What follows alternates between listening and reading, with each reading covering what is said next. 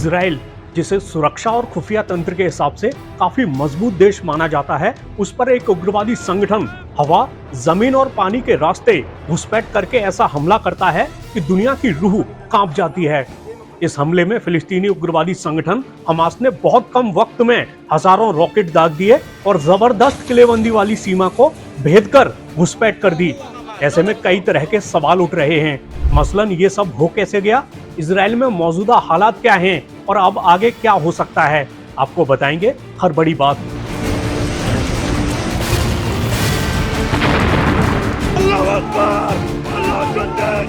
Israel ने हमेशा Hamas को अपना दुश्मन माना है, लेकिन 2021 में करीब 10 दिन चली लड़ाई में गाजा को भारी नुकसान पहुंचाने के बाद से इजराइल ने स्थिरता कायम करने के लिए एक अलग तरह की रणनीति अपनाई।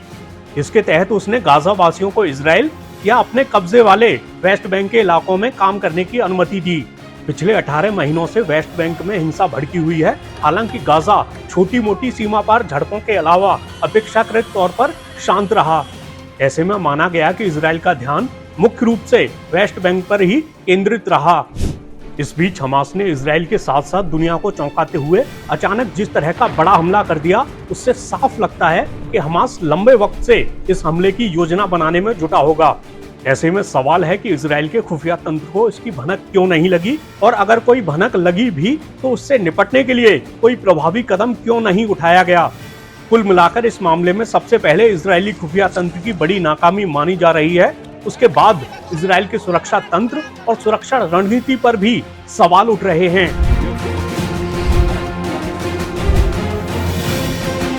एक सवाल यह भी है कि हमास ने यह हमला किया क्यों।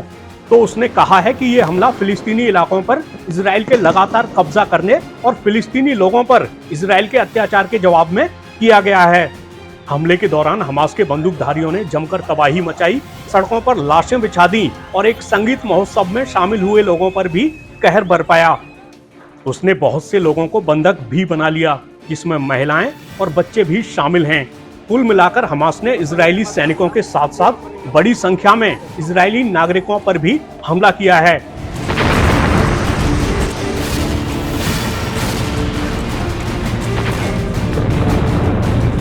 इस बीच लेबनान से उग्रवादी संगठन हिजबुल्लाह ने भी विवादित इलाके में इजरायली ठिकानों पर हमला किया है, जिसका इजराइल ने जवाब भी दिया है। ऐसे में इस युद्ध के और भीषण होने की आशंका है। इजराइल के प्रधानमंत्री बेंजामिन नेतन्याहू ने भी कहा है कि ये युद्ध लंबा चलेगा। उन्होंने कहा है, हमारा पहला मकसद हमारे क्षेत्र में घुसपैठ करने वाली दुश्मन ताकतों को बाहर निकालना और जिन समुदायों पर हमला हुआ है उनके लिए सुरक्षा और शांति बहाल करना है। हमारा दूसरा मकसद दुश्मन से भारी कीमत वसूलना है, गाजा पट्टी के भीतर भी। नेतन्याहू ने कहा है कि इजराइल हमास के ठिकानों को मलबे में बदल देगा।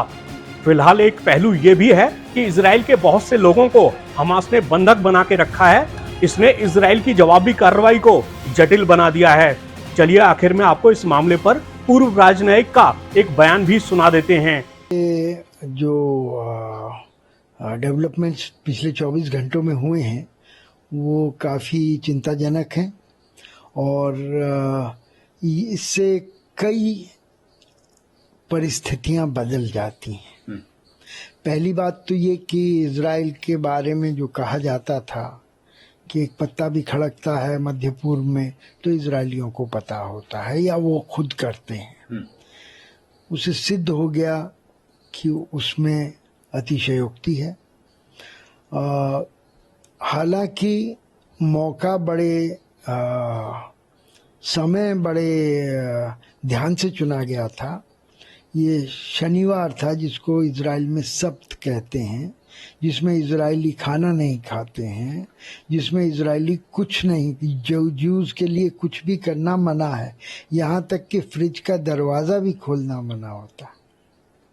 शनिवार के दिन हाँ, उनके लिए शनिवार अलग माह सब्त कहते हैं उसको, सब्बात अरबी में यानी अंग्रेजी में उसको कहा जाता है, वो अलग है। दूसरा, कल सिमशात का एक त्योहार था यहूदियों में, जिसमें पूरा दिन अपनी जो उनका ग्रंथ है, धार्मिक ग्रंथ तोरा, उसको पढ़ने के लिए समर्पित है।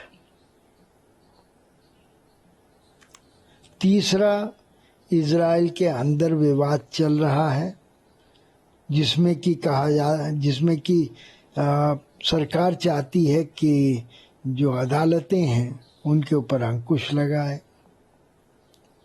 और काफी जनता इसके विरुद्ध है। लेकिन सरकार का बहुमत है हल्का सा संसद में, और उसको पास करा लिया गया है। अब सुप्रीम कोर्ट खुद अपने अधिकारों के हनन के बिल पर, उसकी वैधानिकता पर विचार कर रहा है और प्रदर्शन जारी है।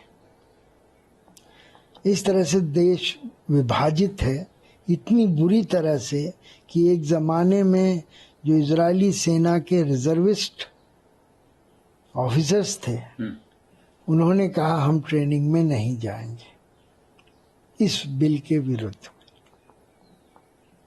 तो इजराइल की सैनिक क्षमता पर आघात पहुंचा हुआ है।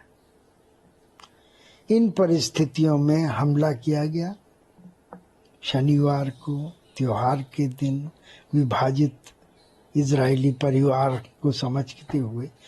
तो इसका चुनाव बड़े सलीके से किया गया। और याद हो आपको कि 50 साल एक दिन पहले 6 अक्टूबर 1973 को ऐसा ही हमला इजिप्ट और सीरिया ने किया था